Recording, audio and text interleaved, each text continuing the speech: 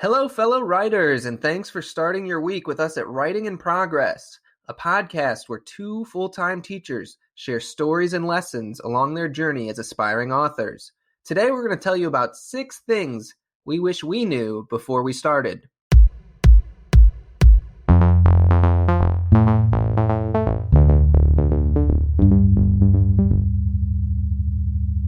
Hello again. I'm John Woolley. Let me tell you a little bit about my writing journey. I've always really enjoyed writing. About 25 years ago, I wrote a thriller. It was really bad. It's going to be in a deleted file forever, I think. Then I wrote a historical fiction novel about 15 years ago, and I took a writing class. And the whole goal of the class was to get the teacher who had been involved in publishing to take a look at my book, which she did, and wrote me a very polite letter saying, "That's not very good." But you wrote a humorous essay in class that was really good. Why don't you do that? And I'll be honest, it stung a little bit. And there was actually a couple years where I just didn't write. But then eventually I decided, hey, I'm going to do this. I'm going to do exactly what she talked about. And so on my birthday, about a decade ago, I set my alarm clock for 4:30 in the morning. I usually woke up at 6:30. And I started Car Seat Conversations, The Secret Life of Dad. And I would wake up every day at 4:30 and write and pray and just meditate and think about my book and just really work on it. And then 2 years ago, I gave it to a friend and she loved it. And she said it was really good and I should finish it. Then I hired someone to proofread it and she read it and she really liked it. So I decided before I self-published, I'd give querying agents a try. Believe it or not, out of the 100 agents I contacted, 2 got back to me. And one of them was a big-time agent from Curtis Brown in their New York office. She wrote me one sentence. "Could I see your manuscript?" 2 weeks later, she wrote me one sentence asking if I'd have a phone call with her. And she signed me. She had me restructure the book. That took me about 3 months. And then just recently, she submitted it to 6 different publishers. And that's kind of where we are now. So kind of a dream journey in a way. I'm very excited. I'm hopeful to be published author sometime soon. So, Justin, tell us a little bit about your writing journey. So I'm a little bit younger than John, so my story's a little shorter. But I do remember the first time I felt the spark. I was actually in 6th grade. I was in Mrs. Carroll's class. And it was the first time we were given an assignment where we had full reign to write whatever we wanted. And I wrote a zombie short story, which was terrible. But what was interesting was, most other kids in the class turned in a 4 or 5 page story. I wrote a 20-page handwritten story as a 6th grader on like a 2-day assignment. Like I just ran with it. And from that moment, I knew I liked to write. And later in junior high, 8th grade, just before I went into high school, I got really into Lord of the Rings, that kind of stuff. I loved those books. And I decided I was going to write my own fantasy novel, which I'm sure most people thought was crazy and this kid wouldn't do it. And it took me pretty much all of high school, but my senior year, I finished like a 100,000 word novel. And again, That's awesome. It was awful. But I will say I did submit it to like a youth competition and I got the Scholastic Gold Key Award, which I think was mostly just pity for this kid who spent so much time writing this fantasy novel. But I guess at least it gave me the confidence that my writing wasn't that bad at least. And from there, in college, in 2010, I saw the movie Inception. And I was always really into dreams. And Inception's kind of a dream heist plot. It's actually kind of a reverse heist if you really get into it. But I thought about making kind of a science fiction novel based on the concept of dreams. Yeah. I've always liked the interesting nature of questioning our reality. I liked The Matrix when I was a kid. In college, I loved reading Descartes' philosophy, that kind of stuff. So I decided to make this novel about a group of friends who have to unravel this conspiracy through dreams. And that was in 2010, and I haven't finished it yet. But I've been working on it like crazy. I've rewritten it, and that's kind of my work in progress over the last 10 years, off and on. And really in the last year, I've really buckled down and have made a lot of progress. I'm excited about it. My goal is to finish it this summer.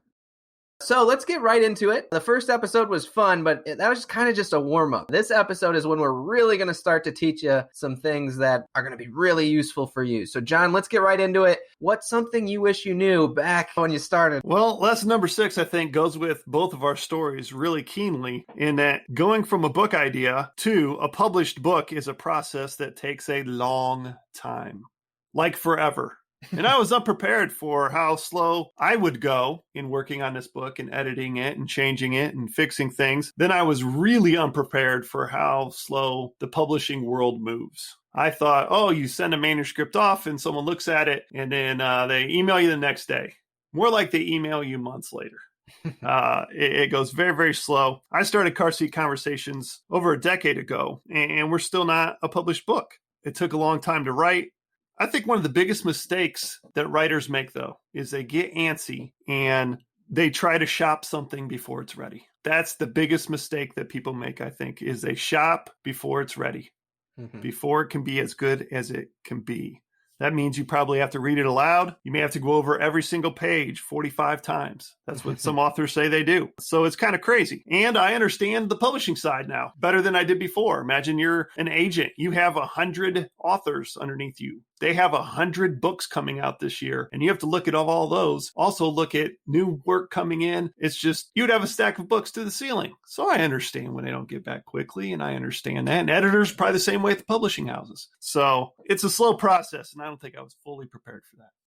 Gotcha. That's good to know. Yeah, I'm not there yet. I'm not even ready to start that process. So maybe I'll just ask you a few questions because I don't have too much to contribute to this one. So when you send in and now you're waiting a month to hear back, are you submitting to other agents as well? Do you start writing something else? What do you do in that time while you're kind of waiting for a response? I'll tell you what, once you have an agent, you send them your book, they have it, and you're just waiting for them. Sometimes they have it for a long period of time. My agent had it for several months.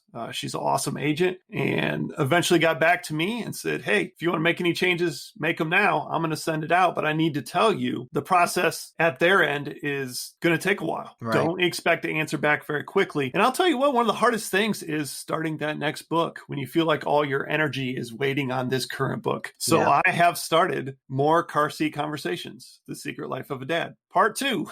Nice. Original name. Yeah, right. Yeah, I think that would be what I would try to do too. Instead of driving myself crazy waiting for that response, move on to the next thing, as hard as that may be. It was hard. Yeah. So speaking of moving on to the next thing, let's go ahead and go to lesson number 5. So this is one of mine. And my advice would be have a deleted stuff file. So I kind of got this from Neil Gaiman. I watched his masterclass, which we're going to talk about in a future episode. But he called it his compost pile. So he has this pile where when he deletes stuff, he throws it there and he just kind of lets it all meld together. And it's there if he ever wants to use it again. And I liked that idea. And let me tell you right now, if you're just getting into writing, you're going to be deleting a lot of stuff. But what it did for me personally, and I think a lot of authors will relate to this, is it's hard to delete that stuff you care so much about, right? And when I feel like I'm putting it somewhere, it's just a little mental trick where it doesn't feel like I'm killing it. I'm just putting it on a shelf, and it made it much easier to kind of break that attachment to some of the things that needed to be removed from my novel to make it more efficient, to make it read faster, but was just hard to say goodbye to. One of the things I do to help me in the same way is I just have a email that I never clean out. I have emails from a different century in there. And I will put that file into that email. I'll email myself, basically, that file. And then I can just delete it. And I'm like, I have it there if I ever want it. I mean, I have to sort through emails from 1995 in there, but it's there. So it's kind of like you said, I put it in my mind. It's there if I ever need it. But now I've gotten rid of it in a way. Yeah. And chances are you're probably never going to look at it again, but at least it gave you the strength to take it out. First step. Yes. That takes us to lesson number 4. Be hard on yourself about not writing. David Sedaris said, I never read books by people who don't write every day because they don't have any books. You can't get caught up in reading about writing, talking about writing, thinking about writing, and not ever actually writing. Do you know what college and marathons have in common? People almost never finish either one of them.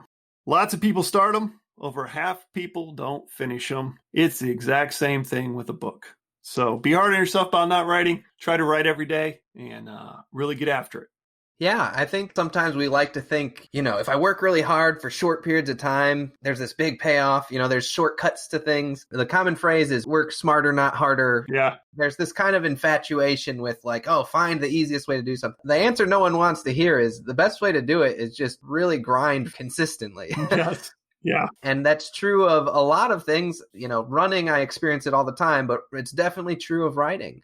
You get in a groove. Yeah. When I've taken long breaks from writing, and I've taken very long breaks from writing, when I come back, my progress is much slower because I'm not used to it. There's almost a writing muscle there. Right. If you let it atrophy, you got to bring it back, and it's hard. I actually heard an interesting thing recently where when you sit down to write, your first hour of writing, most people average 200 words per minute. And then when you get into your second hour of writing, most people's average go up to 400 to 500 words a minute because get in that groove, which I totally have experienced that. And I would bet on a larger scale, there's probably similar statistics when you've taken weeks off. Yeah. Coming back, you're going to be slow.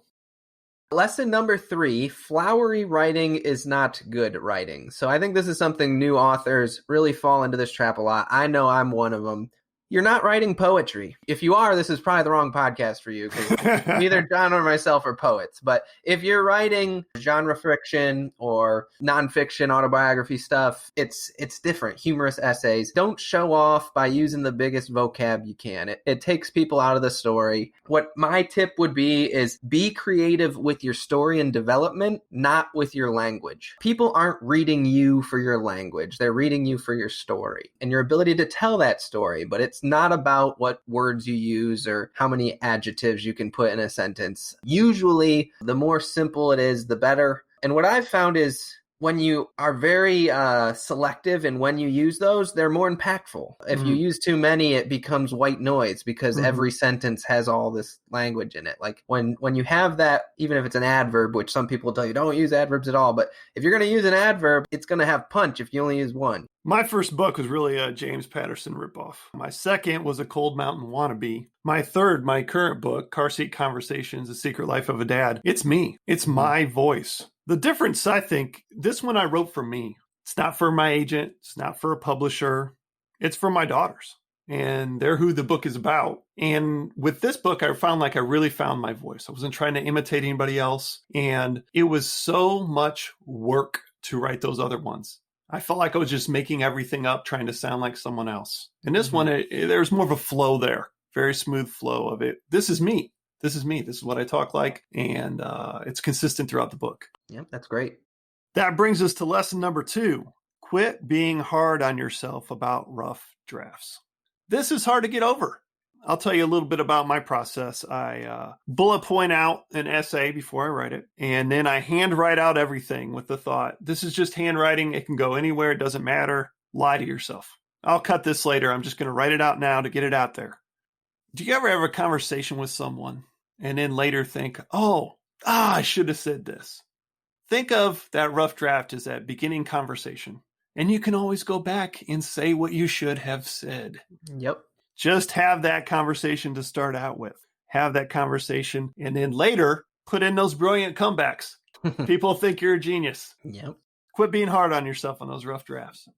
Yeah, I agree. And I guess question for you, when you write a rough draft, do you share that with anyone? Do you have anyone that you would show that to, like a critique partner or anything like that? Or do you go through several rounds of revision before you would even share with someone like that? I don't share it with anyone. It's handwritten, and I allow myself to be sloppy in it. I will cross words out. I will draw arrows. I'll take a red pen and say, X this out, but I can still read underneath of it in case I want to keep it.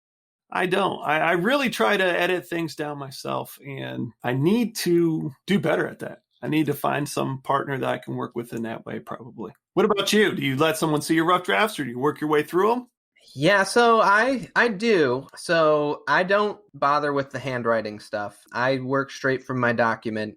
I go back and delete things all the time. And usually, I have a friend that I know is very positive, and that's usually who I share my first rough draft with. Right. I also want readers who are critical. Like, you're going to want to find beta readers who aren't afraid to tell you it sucks. Right. But that's not usually who I share my rough draft with. I actually usually read it to them. We have an app called Marco Polo, and I literally read it out loud, which is good because I'm hearing it, but also I'm sharing it with someone who can then give me feedback like, that was kind of boring, or that was awesome, or whatever. Yeah. So yeah, I do. It's a double-edged sword, though, because I usually send out like a yearly update on my novel, and sometimes I regret that because I feel like I've lost beta readers who read really crappy versions of my novel Oh, and were like, this isn't very good. And now I want to be like, it's better, read the new version. But, you kind of already shot your shot. So I think you kind of have to be selective with when you're willing to do it. But I do think there's some positives. The more eyes you can get on it, it does help. I agree. I think I made a mistake with my book, to be honest. I wrote it, edited it, did it all myself, didn't let anyone look at it, had an agent send it out. And one of the publishers came back and said, hey, send us your website, send us people who have seen it, that really like it. No one had seen it. I didn't even tell anyone I wrote a book. Yeah. So I was really behind the eight ball in that situation. And once again, it's learning about the publishing industry and learning about what's expected. And I was unaware. Yeah. I've got about 10 people that love my book, like genuinely love it. That's huge. They're begging me and it's motivating for me. Like that is huge. Helpful. Like it gives me, because at some point when you're writing, if you're writing a really long novel, you get to this point where you're like, man, I don't know if I can finish this. Yes. When you have a few people who are like, dude, you're doing good, it's big. If that first beta reader were to come back to me, the first person I let see it and said, it's okay, I never would have finished. I would not have finished. Instead, she came back and said, this is so good. Mm-hmm. And you're absolutely right. That was huge. That made it, that's it. You're going in the right direction. Yep.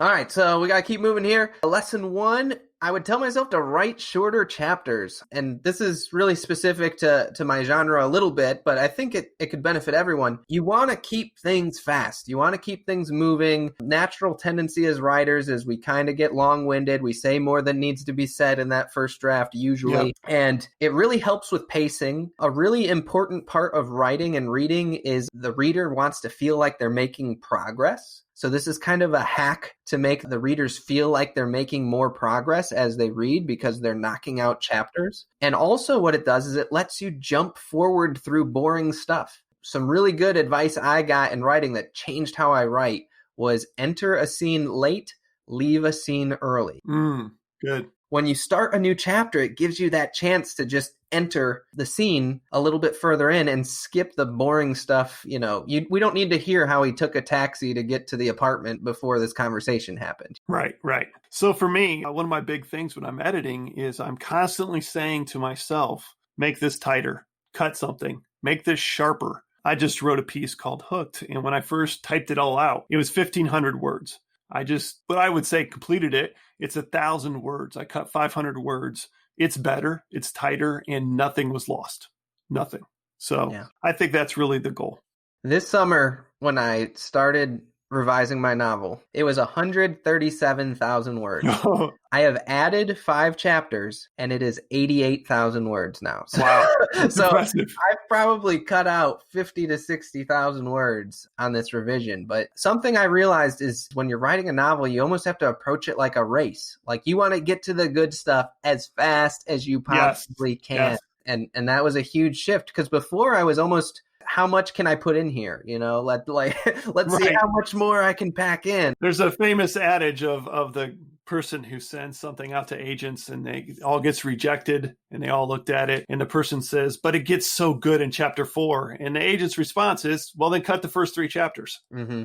Yeah, that was a big one for me. You got to be willing to cut and make things short and streamlined.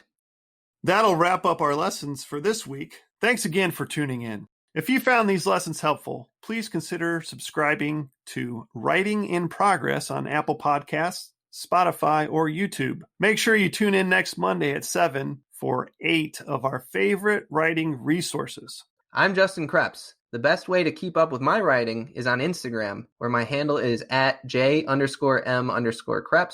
or YouTube, where my channel is just my name. And I'm John Woolley. You can find me on Facebook and Instagram as Car Seat Conversations and on the web at johnwooleyauthor.com. Until then, work the process the work, keep writing. You got this.